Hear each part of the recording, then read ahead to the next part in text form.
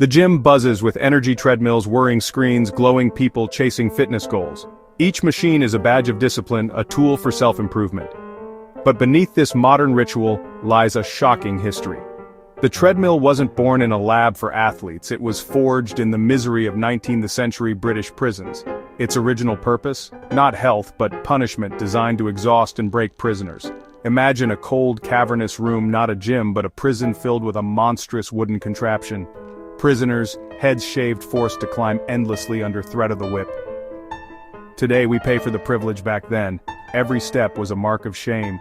The treadmill's journey from torture device to fitness staple is one of history's most unsettling transformations. How did this machine of suffering become a symbol of health? To understand, we step into early 1800s British prisons, chaotic, filthy, and corrupt. Idleness was seen as a moral poison. Reformers demanded order and hard labor. They wanted punishment to be mindless, exhausting, and inescapable. Traditional prison work gave inmates skills or satisfaction, unacceptable to reformers. What they needed was a machine, a perfect engine of punishment, stripping away hope and individuality. The Industrial Revolution inspired them. Could machines enforce discipline? Enter the engineer who would answer their call? Sir William Cubitt, a practical engineer, saw prisoners as wasted energy. In 1818 he invented the treadwheel, a massive rotating cylinder lined with steps. Prisoners, separated in stalls, climbed endlessly to keep the wheel turning. The machine sometimes powered mills, but its real product was suffering. It was an everlasting staircase, relentless, monotonous, and soul-crushing. Installed first at Brixton Prison, it quickly spread to dozens of prisons.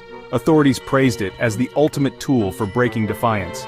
The treadwheel became the centerpiece of the new penal system. But what was it like to endure this punishment? Let's step onto the wheel. Life on the treadwheel was brutal, up to 10 hours a day, climbing the equivalent of multiple mountains. Diets were meager, exhaustion and injury were constant. Prisoners suffered hernias, joint damage, and risked being crushed if they fell. Silence was enforced. The only sounds were the wheel's creak and labored breathing. The monotony and isolation broke spirits as much as bodies. Oscar Wilde, who endured similar labor, described it as turning men into machines.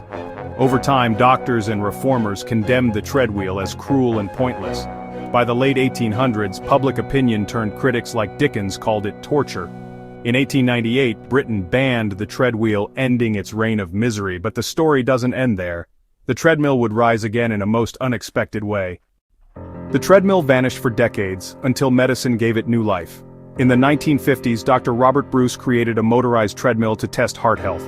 No longer a tool of punishment, it became a device for diagnosis and healing. The user now controlled the pace, a revolution in purpose. By the 1970s, treadmills entered homes and gyms, riding the fitness boom. Technology added inclines, programs, and heart rate monitors. The treadmill became a symbol of self-care and empowerment. Its dark origins faded from memory.